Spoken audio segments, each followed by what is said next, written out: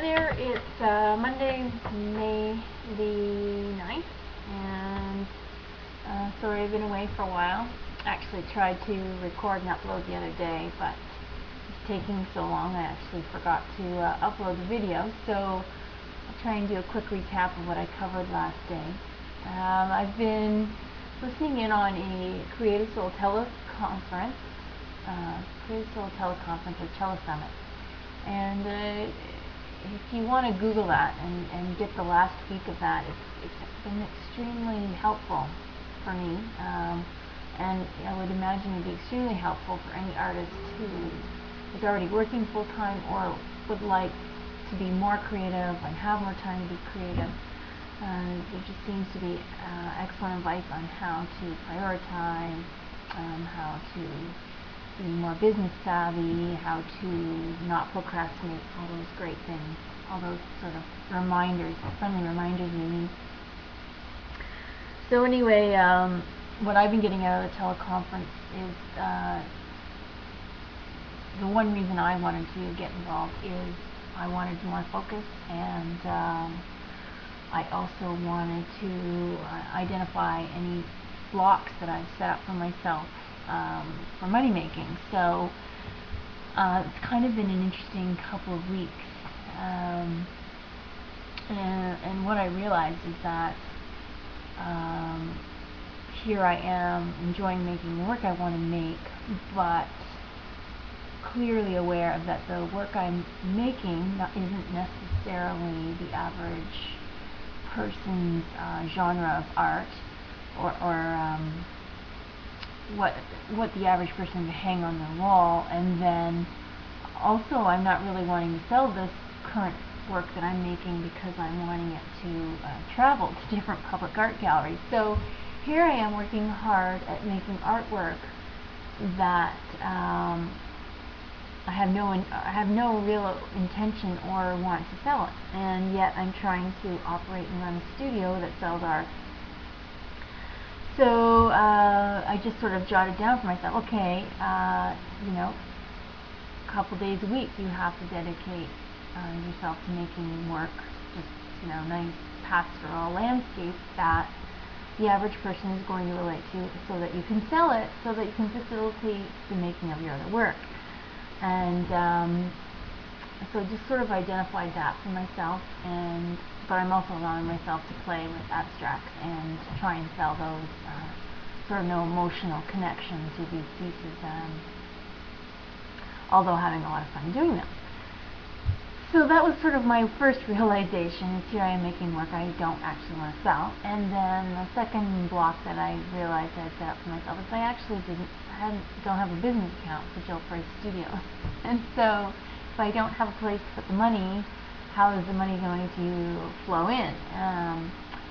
So I opened up myself a business account, and in doing that, I am now able to sign up for a Monera service, which allows people to pay for MasterCard, credit card, MasterCard, Visa, Amex, Discover, and this makes sense to me because the average piece on my wall is not what people today are carrying around in their wallets. So anyway, that made sense, is that I need to be able to offer people more ways to pay. So I eliminated that block. Another very realistic block I have up is the fact that I'm only open 12 to 5, 4 days a week. So I'm going to sort of look at that a little more carefully and find a schedule I think I could stick to that might incorporate some more evenings. Even though I'm often there into the evening, it's not advertised as such. I am advertising that people can make appointments or catch me on chance, but people like to know when they can head down if they want. So I'm going to relook at that. And then what I realized is I wasn't really connecting dots for people either, in terms of enabling them to shop online. I am with Fine Art America, but which has complete capabilities of paying online through PayPal. But I hadn't actually connected Fine Art America with my website.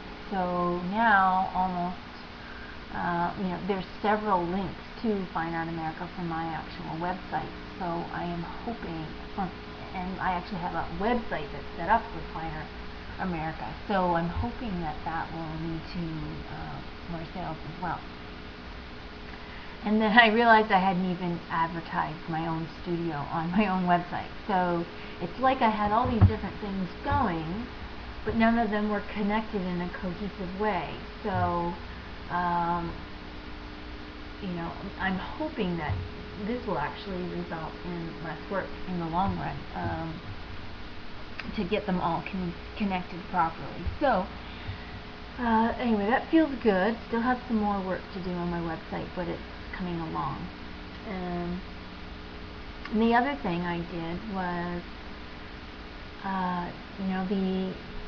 where my location isn't all that great, but the people that are coming in are very excited about finding me. So my husband the other day had mentioned WagJag, and because we're shopping on WagJag and finding the deals fantastic, and we could see where people could actually get quite carried away because everything seems like such a fantastic deal. So I actually signed up on WagJag today, which is actually going to reach the entire Simcoe County demographic through publications in the newspaper, as well as the 70,000 subscribers online. So I have created a deal where people for $50 can buy $125 worth of original artwork from me at the studio, or they can also apply that $125 voucher towards an original commissioned work for their home or office. And so I'm hoping that this will generate a big response and ultimately keep me busy in production and sales while also trying to map out my own practice. And at first it's just like, geez, you're taking a lot of money, because ultimately I only get $25 of that $50 voucher that's being given out. So I'm ultimately losing $100 off of every $125 I sell. But off of the first $125 I sell. So, but if you look at my pricing, most of my work is not at that low price. So ultimately they will be coming in and on the average spending more money. That's my hope. So anyway, I think it's a good investment. I'm going to try it this time, and we're going to see how it works. And I might think about doing it once a year or something, so to generate work for myself throughout the year. So we'll give it a try. Let's see. Contact's on now down in Toronto. So if you Google Contact Photo Show, tons of exhibitions are going to come up in Toronto as to who's showing where. So if you love photography and you'd like to see what people are doing in terms of pushing the boundaries of photography, visiting the Contact exhibition and all the different sites would be a really cool thing for people to do at the moment. Locally, Tim Lauren's exhibition is opening at Bohemia on Thursday night from 6 to 8. That's the Francis Thomas project with the Bohemia. And I'm really excited to see his work because he likes to do mixed media and mono printing. And I've actually told my entire monoprint group for Thursday night that before we start a workshop at 7 o'clock, to actually come down and check out Tim's show to get us inspired and have a sip of wine to get us to get our blood flowing and stuff. So that'll be fun. What else? The early fundraisers this Wednesday night. Tickets are $75 for one person and $50 for two. And they have an amazing selection of art that's going to be for auction, from the highest esteemed artists in the country to emerging artists. And I'm actually one of the 5 emerging artists they chose to feature this year. represent. So that was really nice for them to invite me to participate in that. I would be going to that if I had some cash flow at the moment, but as I'm trying to generate cash flow, so I can do those things. Oh, what else? I think that's about it for tonight. Anyway, if you can still sign on for the Creative Summit teleconference. Listen to their last week of speakers, and there's also really cool upgrade programs that you can click on so that you can get all the recordings and have them stored for good forever if you ever want to listen to them again. And there's also really cool workshop packages and exercises that are designed by these different successful artists to help you name things, organize things, put plans into motion, whatever it may be, that come along with those upgraded packages. So I would highly recommend it. Again, I'm looking to upgrade those packages if I see some money inflow in the next couple weeks. So look, I encourage you to check on it. Okay, so tomorrow I'm going to be at the studio, 12 till 5 at least, and I'll be continuing to work on my tree series for Booth Studios in Port Franks, which is to show in June. And I just got notice today that I will actually be traveling out west at the end of May for about 10 days, so I can start working on my coming of age project, which is going to be a combination of writing, storytelling about the wine industry, and a little bit of sipping and a lot of sketching of the different wineries out there. So I'm kind of excited about that.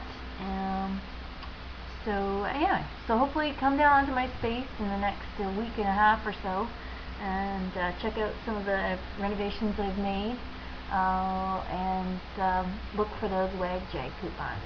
Okay, bye.